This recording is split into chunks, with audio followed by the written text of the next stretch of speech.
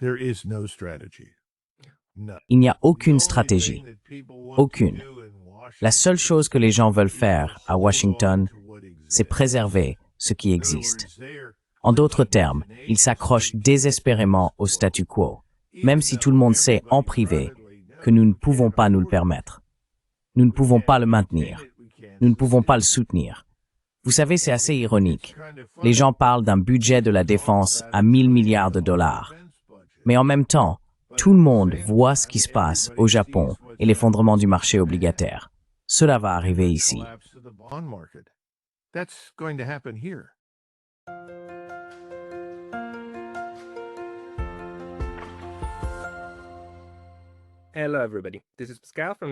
Bonjour à tous. Ici Pascal de Neutrality Studies. Et aujourd'hui, je m'entretiens à nouveau avec le colonel Douglas McGregor, vétéran de combat et analyste prolifique sur YouTube. Je suis sûr que vous le connaissez tous. Nous voulons discuter des nouveautés concernant les nombreux conflits dans le monde. Alors, colonel, merci beaucoup d'être à nouveau en ligne avec nous. Eh bien, il ne manque pas de crises et de conflits, Pascal. Non, malheureusement non. Et la situation empire, politiquement, et je dirais aussi militairement. Mais commençons peut-être par la Russie et l'Ukraine. Que pensez-vous des développements les plus récents dans ce que j'espère encore être un processus de paix, mais qui pourrait en réalité être en train de se désagréger sous nos yeux?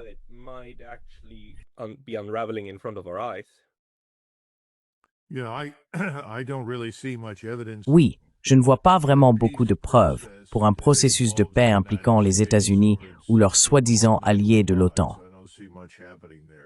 Je ne vois pas grand-chose se passer de ce côté-là.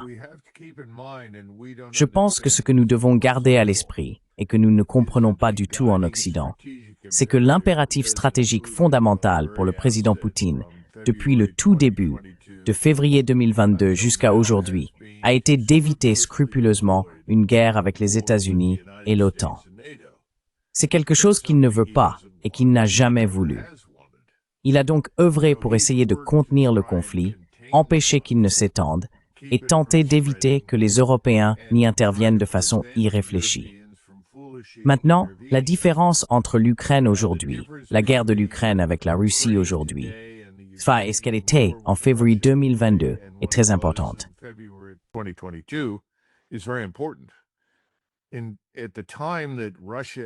À l'époque où la Russie est entrée dans l'est de l'Ukraine, dans le but, comme nous le savons, de mettre fin essentiellement à l'oppression des Russes qui y vivaient, d'arrêter la discrimination, les mauvais traitements et en fait les assassinats de citoyens russes qui avaient lieu à Luhansk et Donetsk.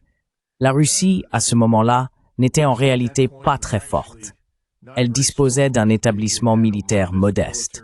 Elle pouvait intervenir dans l'est de l'Ukraine, mais elle n'était certainement pas capable de faire beaucoup plus qu'intervenir et envoyer, entre guillemets, un signal indiquant que la Russie était sérieuse quant à ses intentions. Cela a changé. La Russie est aujourd'hui sans doute la principale, certainement en termes de force terrestre, armée du monde. Qu'il n'y ait aucun doute à ce sujet.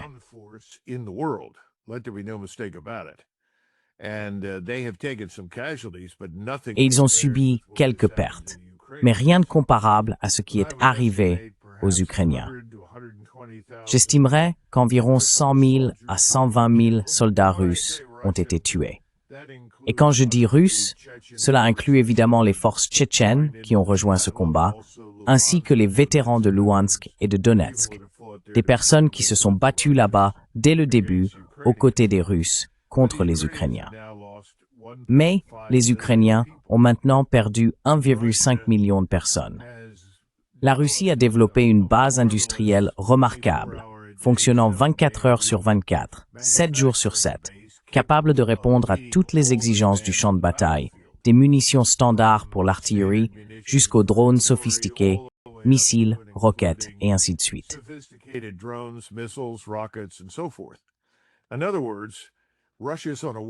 En d'autres termes, la Russie est en état de guerre. La Russie a effectivement remporté la bataille sur le terrain et est désormais prête à achever la destruction de son ennemi. Soyons francs, c'est là où ils en sont. Et les Ukrainiens sont dans une situation très très difficile. Chaque jour est pire. De plus en plus de personnes sont tuées. Cela rappelle beaucoup ce que c'était d'être dans l'armée allemande lors des 6 à 8 derniers mois de la Seconde Guerre mondiale. C'est d'ailleurs à ce moment-là que les Allemands ont subi la majorité de leurs pertes, et les gens ne s'en rendent pas compte. Mais quand on regarde cette guerre, cela ressemble beaucoup à l'effondrement des forces armées allemandes. Et les Allemands ne se sont pas complètement effondrés d'un seul coup. Il a fallu les repousser, et ils se sont assurément battus en se repliant et en se retirant.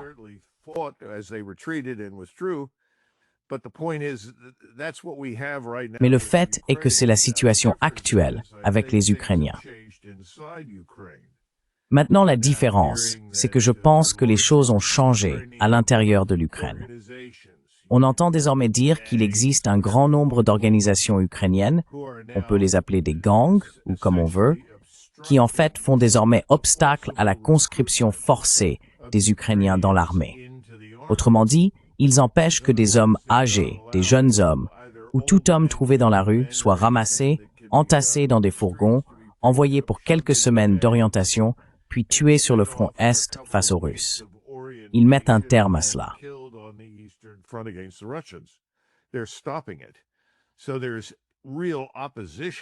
Il existe donc une véritable opposition à la guerre à l'intérieur de l'Ukraine, d'une manière qui n'existait pas, disons, il y a 6 ou 12 mois. En Russie, c'est l'inverse. Ils n'ont aucune difficulté à recruter. Ils n'ont aucun problème avec les volontaires. Ils ont plus de soldats qu'ils ne savent quoi en faire à ce stade. En d'autres termes, ils en ont presque plus qu'ils ne peuvent en former, équiper et préparer correctement pour les opérations dont ils ont besoin. Mais ils continuent à les intégrer. Ils les font venir, ils les équipent et ils disposent de suffisamment de force pour pouvoir désormais faire tourner régulièrement les troupes à l'intérieur et à l'extérieur de la zone de combat et introduire progressivement de nouvelles unités sur le front afin qu'elles puissent apprendre à se battre sans subir de lourdes pertes dans le processus.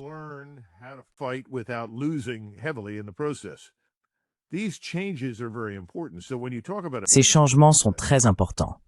Donc, quand on parle d'un processus de paix, il n'y en a pas.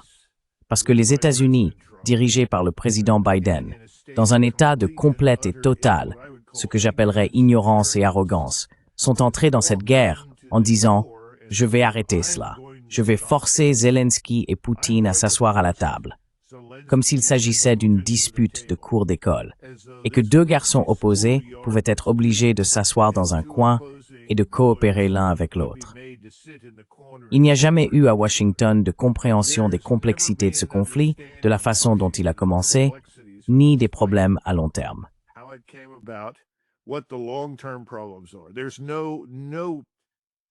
Il n'y a aucune compréhension de ce que les Russes désignent continuellement comme les problèmes fondamentaux, ni aucune volonté de les aborder. Et les intérêts légitimes de la Russie en matière de sécurité nationale ont été traités avec un mépris total. Aujourd'hui, Trump est devenu hors de propos. Les États-Unis sont hors de propos. Et Biden a essentiellement levé les bras, s'est retiré et a abdiqué toute responsabilité dans le conflit. Pendant ce temps, ceux qui ont toujours voulu cette guerre dans le but de nuire à la Russie, qu'ils siègent au Sénat, à la Chambre, à la CIA et potentiellement au département de la Défense ou au département d'État, sont aux commandes. Ils continuent donc de fournir de l'aide et de pousser à la poursuite de la guerre. Voilà où nous en sommes.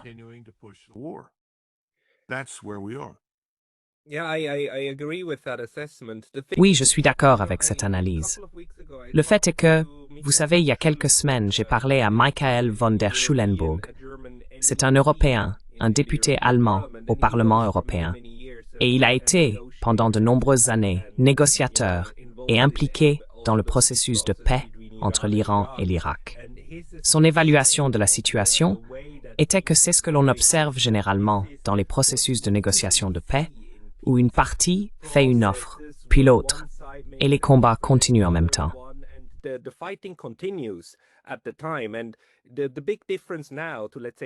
La grande différence aujourd'hui, par rapport à il y a, disons, 6 mois lorsque M. Biden était encore en fonction, c'est que des discussions ont effectivement lieu, des appels téléphoniques, des délégations qui se rencontrent à Istanbul. Avez-vous un espoir pour ce processus politique qui avance parallèlement au conflit? Les Russes ont clairement indiqué qu'ils n'accepteraient pas un cessez-le-feu avant de négocier. Ils négocieront tant que les combats se poursuivent. Ce n'est que lorsqu'un accord solide, un accord que les Russes estiment susceptible de réellement contribuer à résoudre le problème dans son ensemble, sera trouvé que les tirs cesseront. Comment voyez-vous évoluer cette stratégie de double voie adoptée par les Russes?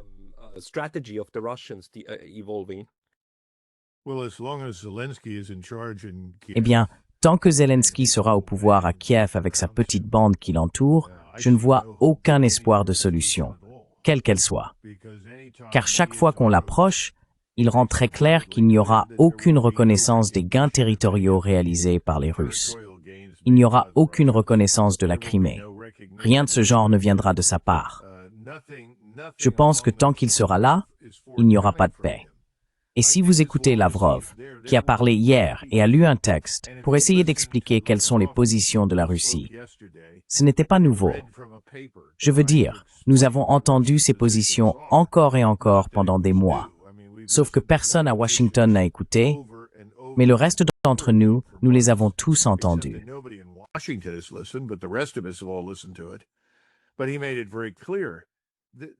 Mais il a été très clair sur le fait qu'il s'agit d'une impasse. Et tant que ce régime sera au pouvoir, les Russes n'abandonneront pas les russophones de l'Est de l'Ukraine. En réalité, les Russes de l'Est de l'Ukraine, aux bons soins des Ukrainiens. Parce qu'ils savent qu'avec ce régime en place, s'ils faisaient une telle chose, le SBU, c'est-à-dire la police secrète ukrainienne, interviendrait simplement et commencerait à tirer une balle dans la tête de tout le monde. Et cela est inacceptable. En fait, beaucoup de gens ne comprennent pas ceci. Lorsque les Russes sont d'abord entrés dans l'Est de l'Ukraine, on leur a dit « Ne tirez sur personne, à moins qu'on ne vous tire dessus. Évitez toute confrontation si possible. »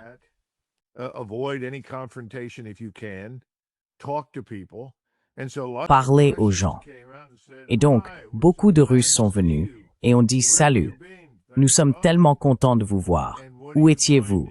Dieu merci. Et qu'allez-vous faire? » Et la réponse était « Eh bien, nous allons rester ici jusqu'à ce qu'il y ait un accord, puis nous partirons. Nous retournerons en Russie. » Et ces gens ont dit « Eh bien, si vous n'avez pas l'intention de rester, fichez le camp d'ici. Parce que tout ce que vous faites, c'est nous condamner au peloton d'exécution. Nous serons tous assassinés après votre départ. » Il a fallu un certain temps pour que cela fasse son chemin à Moscou. En fait, cela a pris 2 ou 3 mois. Et finalement, Poutine a compris qu'il faisait face à une situation très différente de celle qu'il pensait affronter.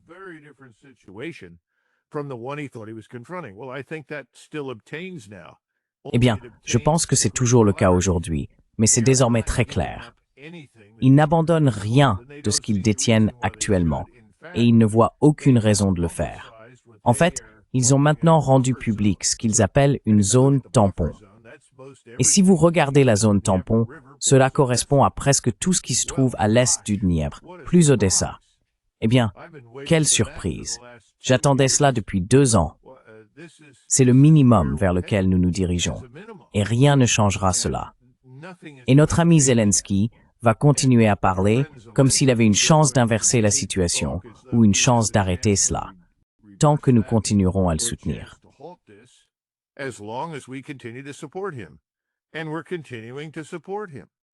Et nous continuons à le soutenir. Donc, selon votre analyse, l'idée d'une zone tampon, à mon avis, le cas optimal pour la Russie, aurait été que l'ensemble de l'Ukraine serve de zone tampon, en tant qu'État neutre, n'est-ce pas? Oui, c'était l'idée.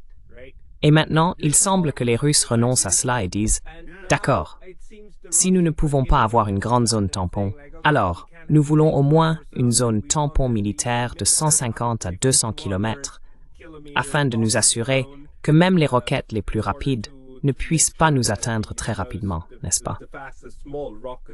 Pensez-vous que c'est la nouvelle stratégie maintenant? Dire, d'accord, si nous n'obtenons pas d'accord, nous allons créer une solution militaire à ce problème. Et cela inclura une zone tampon que nous ne contrôlons pas, mais qui ressemble en quelque sorte au 38e parallèle en Corée, n'est-ce pas?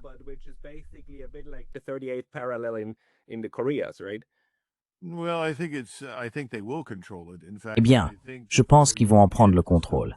En fait, je pense que, avant même d'établir la soi-disant zone tampon, ils vont la débarrasser de toute présence militaire ukrainienne. Je ne pense pas qu'ils vont tolérer cela. Donc je pense qu'au final, tout ce qui se trouve jusqu'au fleuve Dniepr sera vidé de ces Ukrainiens. Et ensuite, ils vont se diriger vers Odessa. Rappelez-vous, Odessa est le principal point de ravitaillement pour l'armée ukrainienne. Certes, nous faisons venir des choses par avion en Pologne, nous envoyons du matériel à travers la Pologne vers l'Ukraine, mais ils reçoivent un soutien énorme, des fournitures, tout des munitions à la nourriture, par Odessa. Donc ignorer Odessa et la laisser aux mains des Ukrainiens, c'est quelque chose que je ne pense pas que les Russes feront. Je pense qu'il faut aborder la question un peu différemment.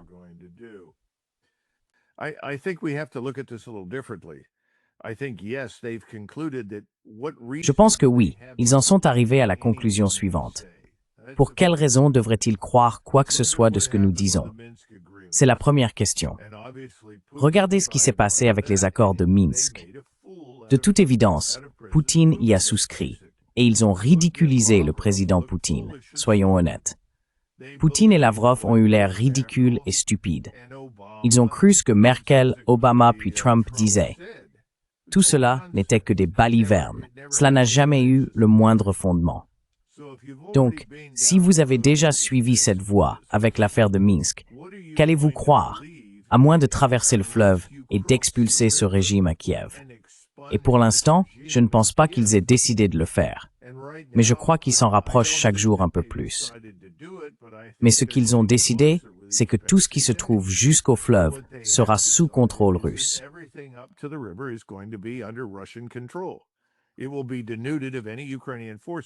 Elle sera dépourvue de toute force ukrainienne. Maintenant, vont-ils finalement décider, à un moment donné, sont-ils prêts à rendre, disons, Dnipro ou quelque chose de ce genre aux Ukrainiens? Je ne sais pas, j'en doute. Ce n'est pas impossible. Ils ont déjà examiné la situation à Soumy après l'intervention de Koursk, et ils se sont demandé, pourquoi s'arrêter? Quel est l'intérêt pour nous de nous arrêter avant le fleuve Dniepr? Ne nous exposons-nous pas à de futures attaques? Si vous pouvez contrôler tout jusqu'au Dniepr et que quelqu'un déploie des missiles balistiques à courte ou moyenne portée dans l'ouest de l'Ukraine, vous pouvez les détruire depuis l'est de l'Ukraine. En d'autres termes, vous avez la portée et la capacité d'atteindre ces cibles. Vous disposez des satellites d'observation ainsi que d'autres moyens de surveillance.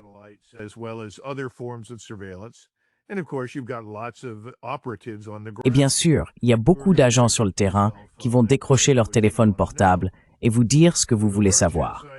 Donc je pense que les Russes se disent, si nous ne pouvons pas obtenir un véritable État neutre, parce que nous ne savons pas si nous pourrons jamais faire confiance à un accord qui crée un État neutre en Ukraine occidentale, si nous occupons et contrôlons tout jusqu'au fleuve, plus Odessa,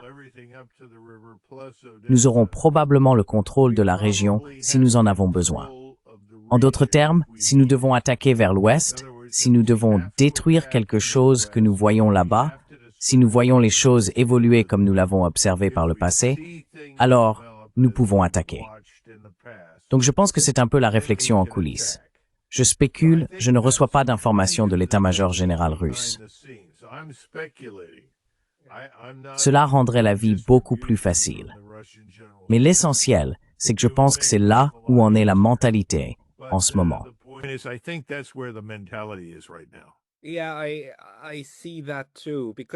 Oui, je vois ça aussi, parce que tu sais, dans certains coins stupides des médias de masse, le récit qu'on nous sert reste « Oh mon Dieu, Poutine va occuper toute l'Ukraine, puis il ira en Europe. » Je veux dire, il n'y a aucune logique militaire à essayer de prendre l'Ukraine entière, non? Ce serait un poison. Donc la question, c'est comment empêcher que cette mauvaise partie ne se produise. Avoir la partie que tu revendiques, qui est peuplée de Russes, etc., et qui est maintenant sous la constitution russe en sécurité. Et puis la zone tampon. Qu'est-ce qu'une zone tampon en termes militaires?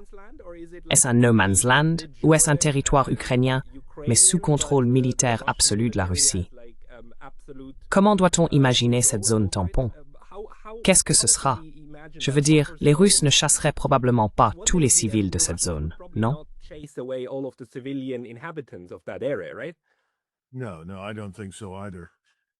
Non, non, je ne le pense pas non plus. Je pense qu'ils laisseraient cette population civile sur place. En fait, ils l'accueilleraient probablement si elle revenait. Ils ne sont pas intéressés par une hostilité permanente avec le peuple ukrainien en tant que tel. Ils sont très sensibles à ce qui se passe en Ukraine occidentale. Des Russes m'ont dit, certains en uniforme, et cela remonte à ces dernières années, qu'ils pensaient que la meilleure solution serait que les Polonais s'installent en Ukraine occidentale, car en très peu de temps, il y aurait une guerre polono-ukrainienne. Et alors les Russes auraient moins de soucis, car les Ukrainiens détestent les Polonais. Et les Ukrainiens détestent beaucoup de gens, pas seulement les Russes, toutes sortes de gens. Et les Polonais ont des vues sur cette région. Ils l'ont gouvernée pendant des centaines d'années, évidemment, mais ils y ont aussi vécu de mauvaises expériences.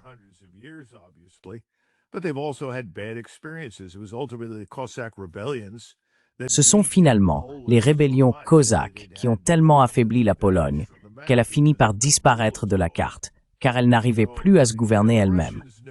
Donc, vous savez, les Russes connaissent l'histoire, et vous avez tout à fait raison. Il n'y a absolument aucun intérêt à entrer en Ukraine occidentale, quelles que soient les circonstances. L'idée que cela ait jamais été envisagé par qui que ce soit est tout simplement absurde. En fait, je pense qu'il serait très reconnaissant si les Polonais, les Slovaques, les Hongrois, les Moldaves et les Roumains pouvaient tous s'asseoir et dire « Écoutez, essayons de régler cette affaire, trouvons un accord ». Et je pense que cela pourrait finir par arriver. Mais malheureusement, pour l'instant, nous rendons cela impossible. Vous avez entendu l'annonce du chancelier Scholz qui dit désormais qu'il n'y a plus de restrictions sur l'utilisation des armes de frappe ayant une portée de 300 miles, soit 500 kilomètres.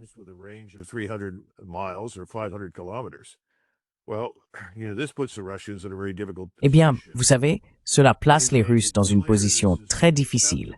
Ils ont clairement indiqué que cela était inacceptable. Donc la question maintenant est de savoir jusqu'où ils vont tolérer cela, avant que le chancelier Scholz ne se réveille en pleine nuit avec un missile dans sa chambre. Et les gens pensent que ce n'est pas possible. Ils ont tort. Les Russes en ont presque assez de ce gouvernement allemand.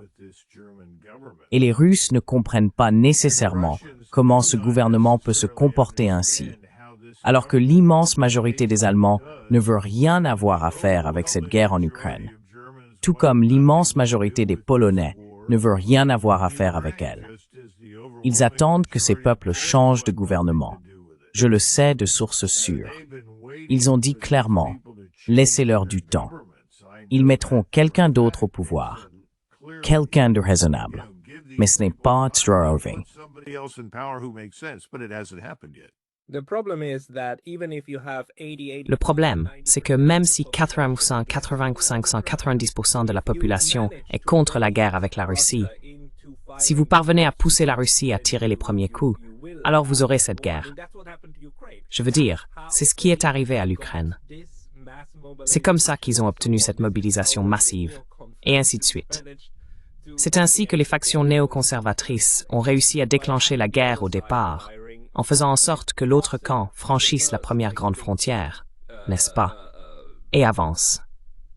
Mais les Européens, colonel, vous savez, j'ai de nouveau écouté l'une de ces émissions très populaires en Allemagne.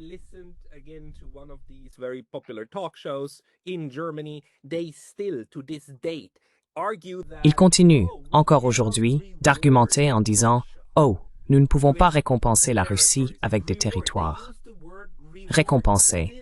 They utilisent le mot « récompenser ». Encore, après 3 ans, Ils pensent que c'est une récompense que la Russie soit en train de gagner la guerre. Je ne veux pas faire monter votre tension, mais pouvez-vous en parler un peu? Qu'est-ce qu'il faudrait pour que les Européens, en particulier les Allemands, comprennent enfin que ce n'est pas une récompense? C'est le résultat sanglant d'une guerre sanglante et horrible, tout comme Berlin n'était pas une récompense en 1945.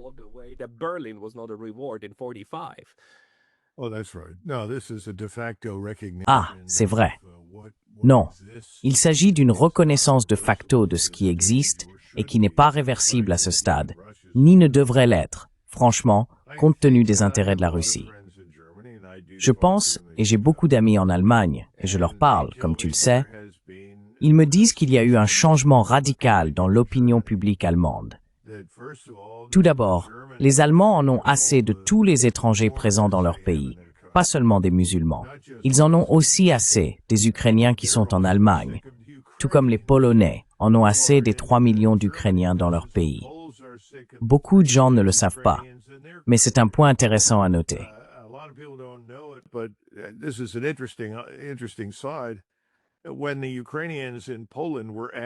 Lorsque l'on a demandé aux Ukrainiens en Pologne dans quelle langue ils souhaitaient que leurs enfants soient instruits, ils ont tous répondu le russe. Donc vous voyez, les Allemands observent cela, et l'Allemand moyen dans la rue en a un peu assez, et en est dégoûté. Maintenant, ce que vous dites, c'est que si Merz se retrouve avec un missile dans sa chambre, toute la nation allemande va soudainement se mobiliser, s'équiper et marcher vers l'Est. Non, je n'y crois pas. D'abord, ces établissements militaires en Europe, en particulier en Europe de l'Ouest, sont tellement en retard. Ils sont tellement complaisants. Leur discipline est tellement médiocre. Il faudrait une décennie pour se remettre de l'état actuel de leurs forces armées.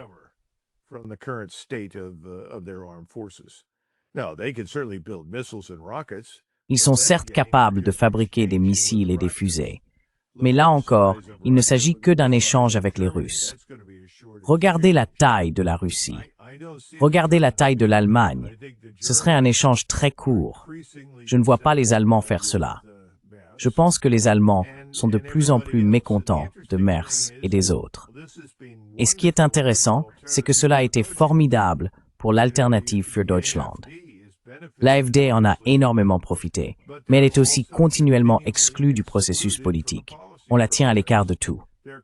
Donc si l'on regarde bien, c'est une sorte de national-socialisme à l'envers.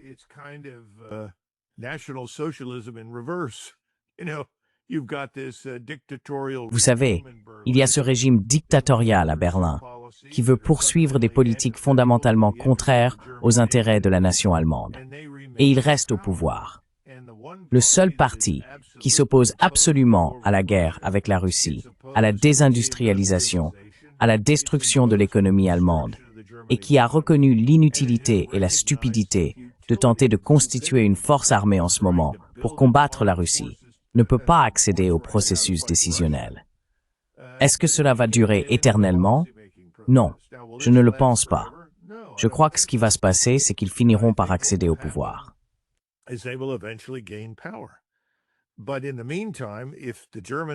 Mais en attendant, si le peuple allemand a son mot à dire dans quoi que ce soit, et je pense qu'il l'aurait dans le cas d'une guerre contre la Russie, il s'y opposerait, d'autant plus que nous avons été clairs à ce sujet. Et c'est là un autre phénomène étrange. D'un côté, Trump adopte un langage belliqueux, fait des déclarations qui n'ont aucun rapport avec la réalité, des choses qu'il rejetait il y a 120 jours, 180 jours. Il n'aurait rien dit de tout cela à l'époque. Maintenant, il les dit, répétant essentiellement ce genre de discours néoconservateur et globaliste sur la Russie. Il dit aussi qu'il veut quitter l'Allemagne, qu'il veut retirer les forces américaines d'Allemagne. Eh bien, si vous êtes allemand et que vous voyez que les Américains veulent partir, pensez-vous qu'il est sérieux à ce sujet? Je n'y arrive tout simplement pas. Tu penses qu'il est sérieux?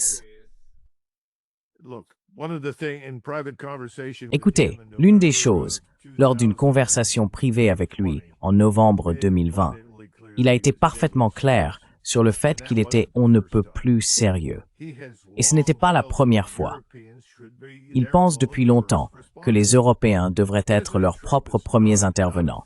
Le président Trump n'est pas un imbécile. Il comprend, tout comme Eisenhower dans les années 1950, qu'il n'y aura pas de nouvelle invasion de la Normandie. Cela n'arrivera pas. Nous ne reviendrons pas avec des millions de soldats. Nous ne pouvons pas le faire. La technologie de la guerre a changé. Et si nous devons envoyer quoi que ce soit de significatif à qui que ce soit, cela doit passer par la mer.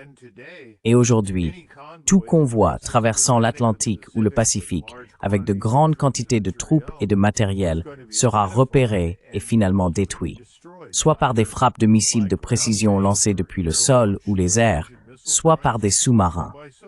Donc c'est fini. Et il le sait. Les Européens sont dans le déni. Ils ne veulent pas l'accepter, mais ils doivent s'y faire.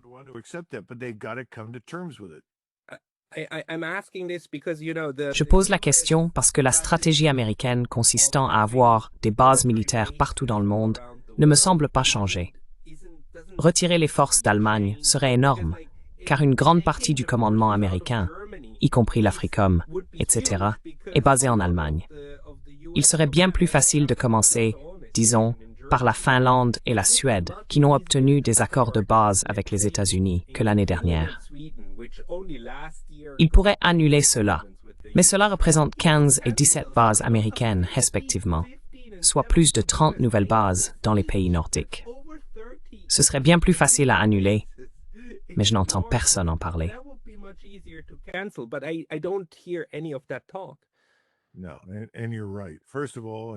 Non, et vous avez raison. Tout d'abord, et c'est très important à comprendre, la plupart des Européens n'arrivent pas à saisir cela, et ils doivent le comprendre. Il n'y a pas de stratégie. Aucune. La seule chose que les gens veulent faire à Washington, c'est préserver ce qui existe. En d'autres termes, ils s'accrochent désespérément au statu quo, même si tout le monde sait en privé que nous ne pouvons pas nous le permettre. Nous ne pouvons pas le maintenir. Nous ne pouvons pas le soutenir. Vous savez, c'est assez drôle. On parle d'un budget de la défense à 1000 milliards de dollars. Mais en même temps, tout le monde voit ce qui se passe au Japon et l'effondrement du marché obligataire. Cela va arriver ici. Nous sommes à environ 4,5% sur les bons du Trésor à 10 ans.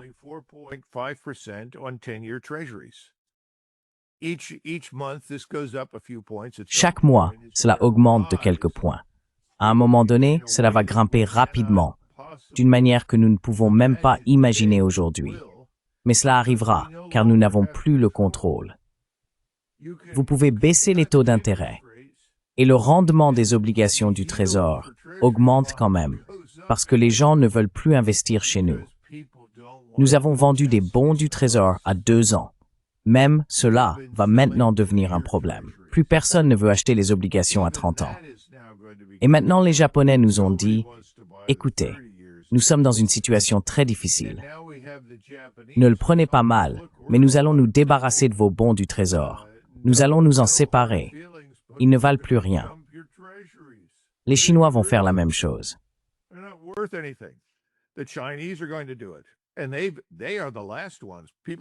Et ce sont les derniers.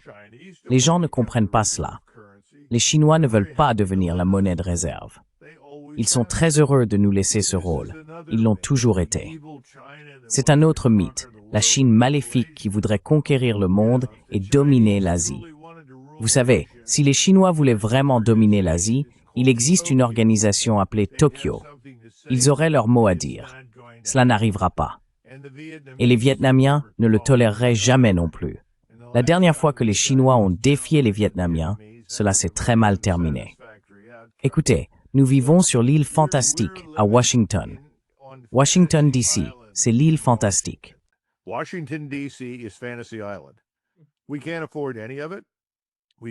Nous ne pouvons rien nous permettre. Nous nous sommes endettés jusqu'à l'oubli.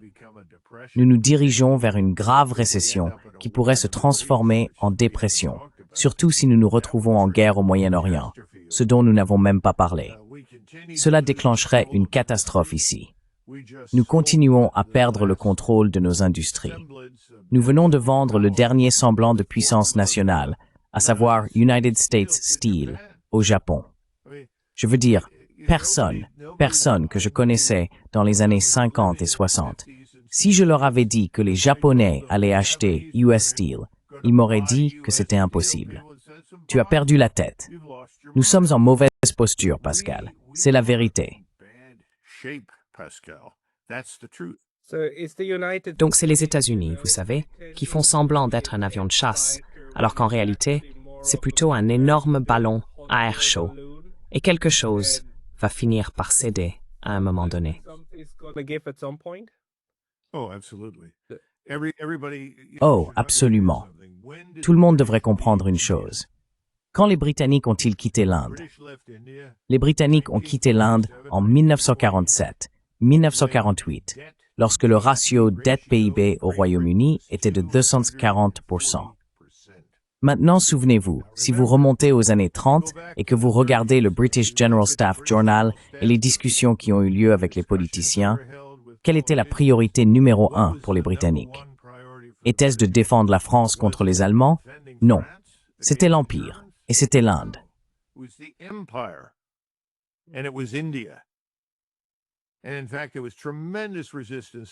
En réalité, il y a eu une résistance énorme à ce que Churchill voulait faire, car on ne cessait de pointer du doigt Staline et les Soviétiques en disant « Voilà le véritable ennemi.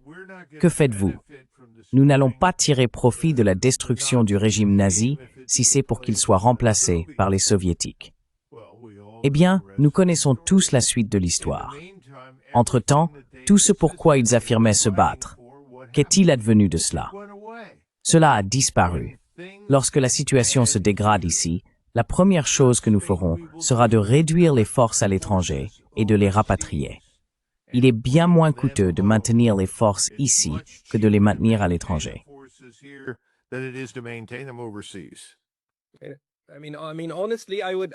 Honnêtement, j'aimerais vraiment que cela se produise, car à mon avis, cela permettrait de désamorcer beaucoup de situations, peut-être pas partout. Le seul endroit qui cherchera toujours à intervenir autant que possible politiquement pour empêcher cela, c'est Israël. Selon vous, quel est le rôle d'Israël dans, disons, la réduction de l'Empire américain?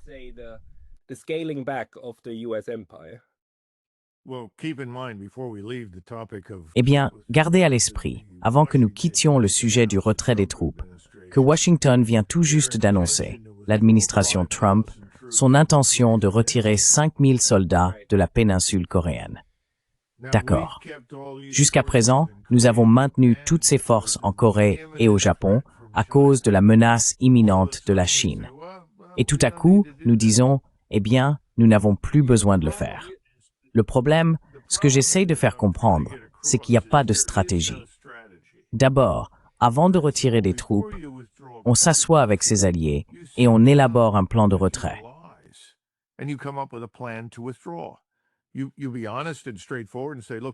Vous devez être honnête et direct et dire « Écoutez, nous ne pouvons pas rester ici en aussi grand nombre. Nous devons réduire les coûts. Nous allons devoir procéder à des retraits. » Et vous trouvez une solution. Vous devriez trouver une solution avec les Allemands, avec les Italiens. Vous avez mentionné les Suédois et les Finlandais qui ont apparemment tout misé sur l'arrivée des forces américaines, ce qui est une pure folie. Mais le fait est que je ne vois aucune stratégie. Personne n'est à Tokyo ou à Séoul pour dire « Écoutez, nous voulons coordonner ces retraits. Nous allons simplement commencer à partir et essayer de le faire en pleine nuit. »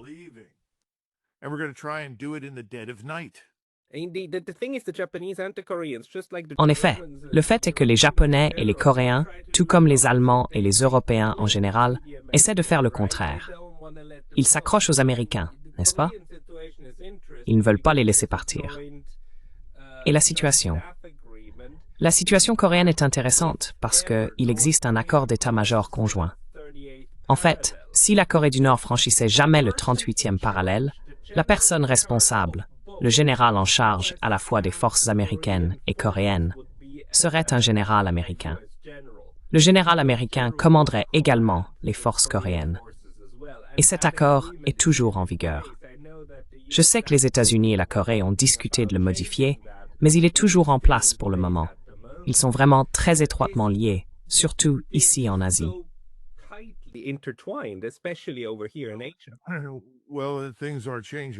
Eh bien, les choses changent. Dans mon livre « Breaking the Phalanx », que j'ai publié en 1987, je recommandais déjà qu'un général sud-coréen 4 étoiles commande toutes les forces sur la péninsule, et non un Américain. Nous sommes désormais réduits à environ 23 000 soldats dans l'armée de terre et environ 6 000 dans la marine et l'armée de l'air. C'est un contingent très réduit. Nous ne sommes plus à la frontière entre les deux Corées. L'armée sud-coréenne est excellente. Elle est plus que capable de se défendre elle-même.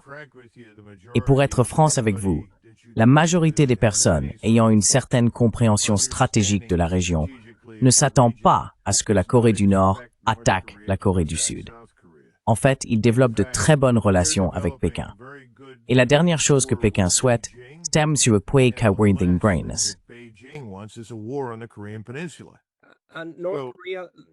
L'année dernière, Kim Jong-un a déclaré « Nous savons où se trouve notre frontière sud. Nous ne voulons pas du sud. Nous savons où est la frontière. » Ils ont en quelque sorte renoncé à leurs revendications sur la Corée du Sud.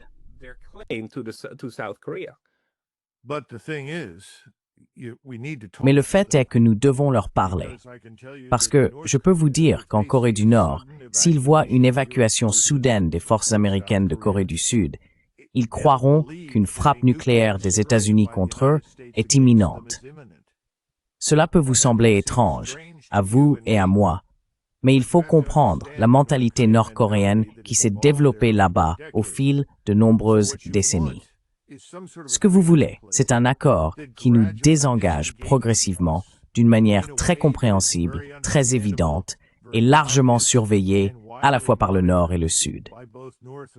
Il faut parler au président chinois. Il a un intérêt dans tout cela. Il faut parler à Tokyo. Laissez-moi m'arrêter une minute et vous donner un exemple de ce dont je parle.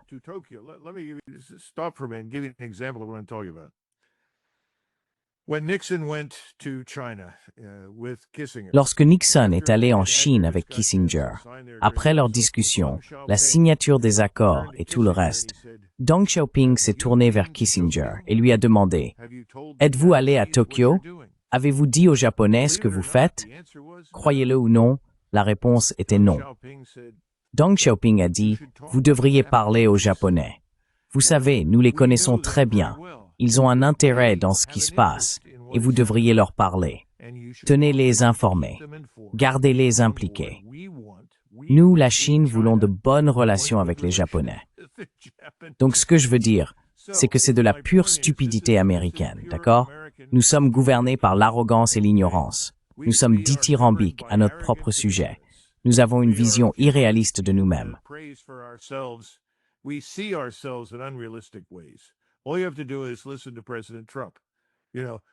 Il suffit d'écouter le président Trump. S'ils ne font pas ce que je dis, s'ils ne se rassemblent pas, eh bien alors je n'aurai rien à voir avec ça. Nous partirons. Mais pour qui se prend-il? Avec qui pense-t-il traiter? Nous n'avons aucun véritable sens de l'équilibre concernant qui nous sommes et qui sont les autres. Et c'est dangereux. Et c'est très dangereux pour les Européens. La mauvaise nouvelle, c'est qu'on dirait que Macron et Starmer ont attrapé une maladie similaire. Ils ne se rendent pas compte de ce à quoi ils ont affaire. Je n'imagine pas Palmerston en Angleterre, ni Disraeli, ni Gladstone, ni qui que ce soit d'autre traiter les Russes avec un tel mépris et une telle indifférence.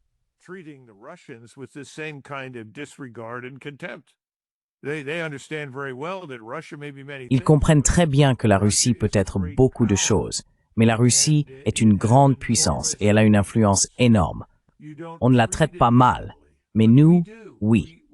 Nous traitons mal d'autres pays et nous pensons que tout le monde devrait se prosterner devant nous. Je veux juste faire passer ce message avant que nous abordions le Moyen-Orient, car ce sont des choses que les Européens doivent comprendre à notre sujet. Gardez à l'esprit que j'aime mon pays, et je pense que les Américains ont de nombreuses qualités. Mais nous parlons ici d'un gouvernement, pas du peuple américain. Nous parlons d'un gouvernement qui a une vision irréaliste de lui-même et du reste du monde. Rappelez-vous, c'est l'île fantastique. J'ai mentionné la révolte des Cosaques. Nobody know. Well, I mentioned the Cossack Rebellion. If you mention that on the Hill, people look at you and say, Si vous mentionnez cela au Capitole, les gens vous regardent et disent « Quoi ? Vous voulez dire ces types bizarres qui portent des chapeaux étranges et montent à cheval ?» C'est le niveau d'ignorance. Ce pays est littéralement une planète à part entière. Les Européens doivent comprendre cela. Et ils doivent s'adresser à des gens comme Rubio, au département d'État et à d'autres, et dire « Écoutez, parlez-nous. Que faites-vous vraiment ?» Personne ne le sait vraiment. Vous savez, Trump vient de faire un certain nombre de déclarations contradictoires. Il s'est complètement contredit. Il a fait un virage à 180 degrés par rapport à sa position d'il y a quelques mois. Et tout le monde agit comme si ce n'était pas grave. C'est très grave. Nous devons nous aligner sur le reste du monde.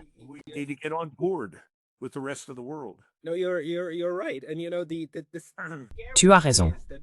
Ce qui est effrayant, c'est que nous avons tendance à penser que les politiques, etc., sont élaborés dans des salles de conseil et de réunions, réfléchis et planifiés par des généraux et autres.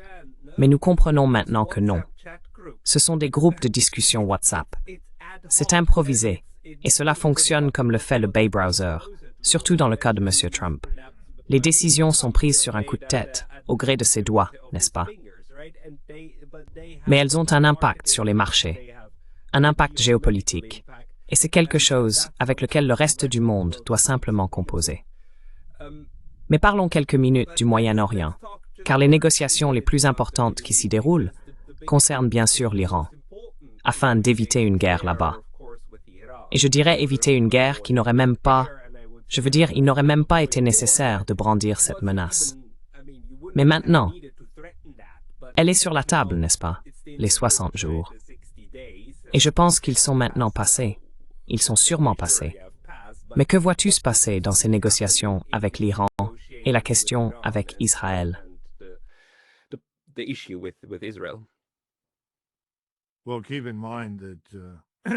Eh bien, gardez à l'esprit que l'émissaire du président Trump, non seulement à Moscou, mais plus récemment en Iran et au Moyen-Orient, a été son partenaire de golf et mania de l'immobilier, M. Witkoff. M. Witkoff, après avoir parlé aux Iraniens, d'ailleurs, après avoir parlé aux Russes, nous pensions être en voie de normaliser les relations avec la Russie. Tout cela a soudainement disparu. Nous pensions être sur la voie d'un retour à quelque chose de similaire au JCPOA qui avait été établi sous l'administration Obama avec l'Iran. Il s'avère que cela était inacceptable pour M. Netanyahou. Et soudainement, nous avons changé de position et déclaré qu'il ne pouvait y avoir aucun enrichissement d'uranium, de quelque nature que ce soit, en aucune circonstance. Eh bien, c'est un point de rupture. On ne peut parvenir à aucun accord avec les Iraniens. Récemment, le ministre pakistanais des Affaires étrangères a déclaré que l'Iran avait le droit d'enrichir de l'uranium.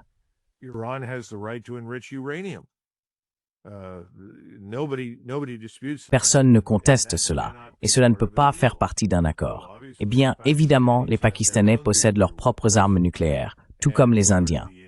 D'autres se sont penchés sur la question et savent qu'Israël est bien armé en armes nucléaires. Leur point de vue est donc qu'on ne peut pas exclure cela de tout arrangement avec l'Iran. Et je pense que l'autre sujet qui a été abordé, bien sûr, c'est l'arsenal de missiles balistiques. M. Netanyahou voulait des limites sur ses portées. Et bien sûr, M. Netanyahou a déclaré dans le bureau ovale que ce qu'il souhaite vraiment, c'est la solution libyenne pour l'Iran. Je ne pense pas que son opinion ait changé. Et il est important que tout le monde garde à l'esprit que M. Netanyahou a actuellement bien plus d'influence au Sénat et à la Chambre des représentants des États-Unis sur ce qu'ils font, ce pourquoi ils votent et ce qu'ils pensent que M. Trump.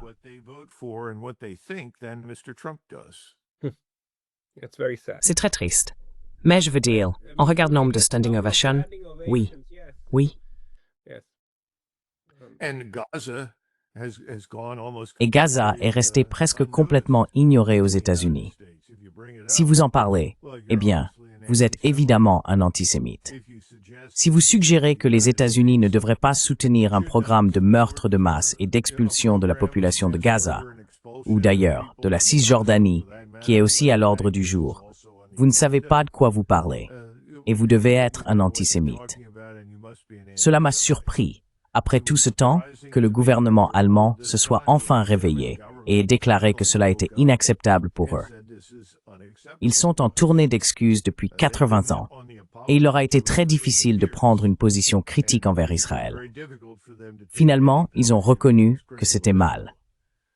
Je ne vois pas cela se produire de sitôt aux États-Unis. Donc, je pense qu'il est difficile de prédire avec certitude pour l'instant, mais je crois que nous sommes toujours sur la voie d'un conflit avec l'Iran. Maintenant, vous allez probablement demander comment cela pourrait arriver, et nous pouvons en parler si vous le souhaitez.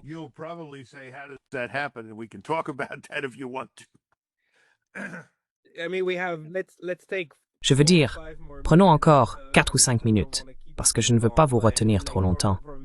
Mais d'un point de vue militaire, je dirais, un scénario de guerre avec l'Iran serait le pire des cas, même pour les États-Unis. C'est un cauchemar, non? Un cauchemar logistique et militaire.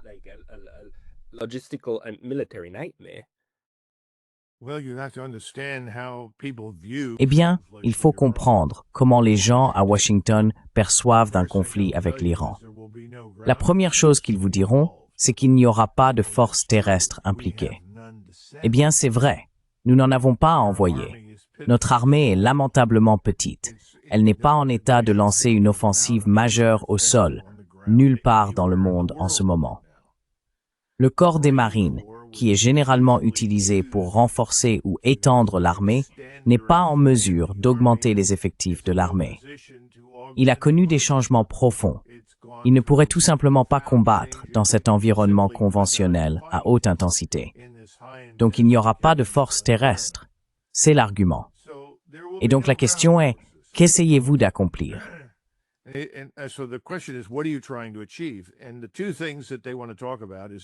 Les deux points qu'ils veulent aborder sont premièrement la destruction de la capacité de l'Iran à enrichir de l'uranium. En d'autres termes, ces sites souterrains de développement nucléaire. Et deuxièmement, ils vous diront, il faut vraiment s'attaquer à ce régime. C'est ça le problème. Le peuple iranien est prêt à se révolter contre lui. Si nous détruisons le régime, les Iraniens s'occuperont du reste. Ils sont convaincus qu'en utilisant les munitions, des munitions conventionnelles développées par l'armée de l'air, ces énormes bombes à explosifs conventionnels conçues pour pénétrer et causer d'énormes dégâts, ils peuvent y parvenir.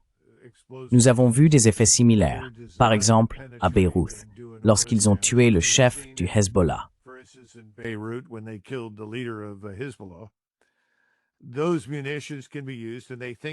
Ces munitions peuvent être utilisées et ils pensent qu'ils réussiront.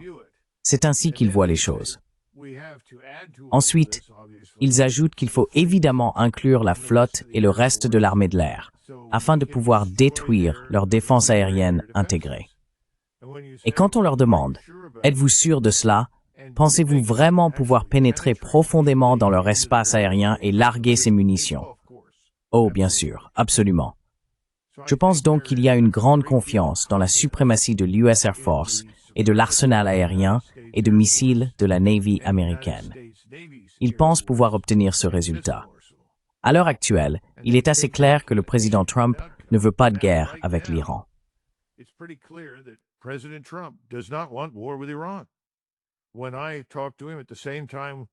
Lorsque je lui ai parlé, au moment même où nous discutions du retrait des forces d'Allemagne, il était très clair pour moi qu'il ne voulait pas de guerre avec l'Iran. Ce n'est pas quelqu'un qui souhaite la guerre. Très bien. Dans ce cas, il faut l'empêcher. Et à ce stade, il n'est pas en position de le faire. Parce que si M. Netanyahou, d'une manière ou d'une autre, déclenche la guerre et finit par affronter les défenses aériennes iraniennes en utilisant toutes les munitions dont il dispose, et à ce stade, il a pratiquement tout ce que nous avons, ou, dans le pire des cas, décide d'utiliser une arme nucléaire à faible rendement pour détruire le site, ce qui, à mon avis, serait une erreur catastrophique. Mais c'est une option envisagée par les Israéliens.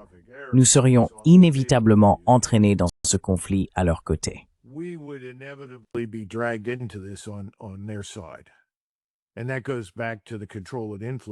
Et cela revient au contrôle et à l'influence qu'il exerce sur le Capitole. Il suffit d'écouter les gens au Capitole, d'écouter ces sénateurs parler. Avez-vous entendu cet homme Kennedy, le sénateur Kennedy de Louisiane, qui a dit « Je pense que M. Trump a été déshonoré et insulté par M. Poutine. Je pense que nous devrions transformer la Russie en nourriture pour poissons. S'il vous plaît, arrêtez-vous et réfléchissez à cela. C'est une déclaration d'une stupidité et d'une ignorance incalculable. Mais cela passe pour une réflexion sérieuse au Capitole. Regardez Lindsey Graham, parcourez toute la liste des sénateurs.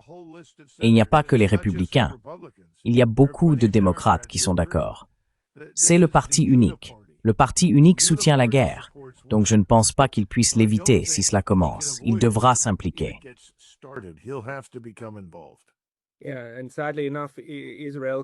Oui, et malheureusement, Israël pourrait lancer une attaque nucléaire contre l'Iran demain, invoquer la légitime défense.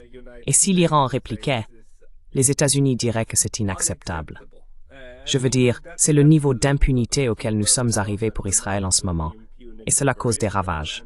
Colonel, si les gens veulent suivre vos écrits, où doivent-ils aller?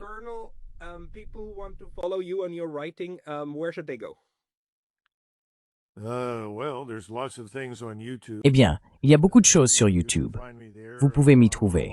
Je participe à de nombreux podcasts.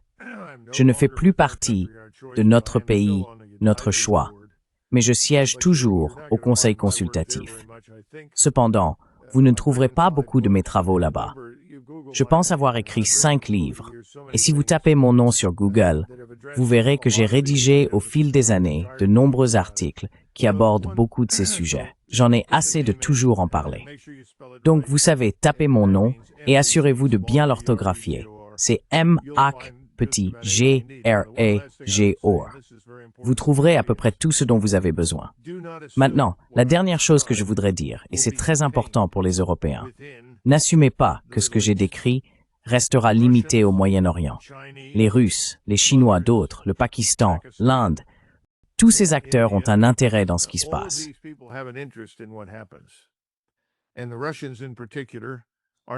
Et les Russes en particulier ne vont pas nous permettre de polariser l'Iran jusqu'à la soumission.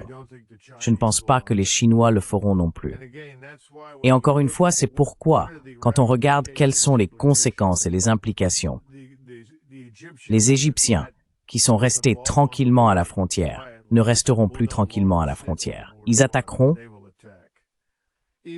Même les Jordaniens, qui ont le plus à perdre parce qu'ils sont les moins stables, attaqueraient. Et la vraie question est alors, que feront les Turcs? Les Turcs ont joué le jeu.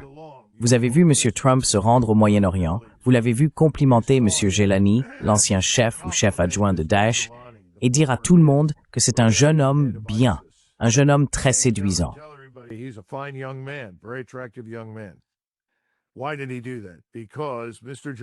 Pourquoi a-t-il fait cela? Parce que M. Jelani rend compte à M. Erdogan en Turquie.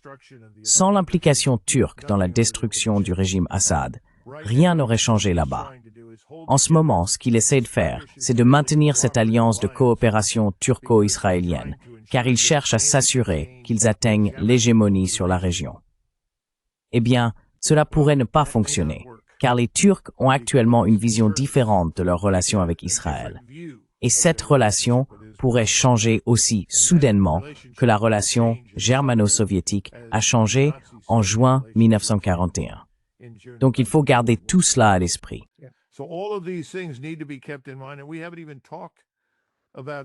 Et nous n'avons même pas encore parlé de la situation ici, chez nous. Nous avons toujours d'énormes problèmes. Il y a plus de 50 millions de personnes en situation irrégulière. La criminalité est toujours hors de contrôle. Nos frontières ne sont pas complètement sécurisées. Nous voyons encore le trafic humain et de drogue passer massivement par les points d'entrée légaux à la frontière avec le Texas, l'Arizona, le Nouveau-Mexique et la Californie. La situation n'est pas bonne ici. D'accord? La cohésion de notre société n'est pas forte, mais on ne s'en rendrait jamais compte sur l'île fantastique. Sur l'île fantastique, tout va bien, tout est merveilleux, et nous sommes la superpuissance invincible et invulnérable. are the invincible, invulnerable superpower. Oui, et l'île Fantastique possède les grandes stations de diffusion. Donc, l'île Fantastique semble être les États-Unis vus de l'extérieur. Mais colonel, je vous remercie vraiment pour vos analyses et votre franchise lors de cette discussion. Nous vous inviterons à nouveau très bientôt, je l'espère. Je vous souhaite une très bonne soirée. Eh bien, à vous aussi, Pascal. Merci beaucoup.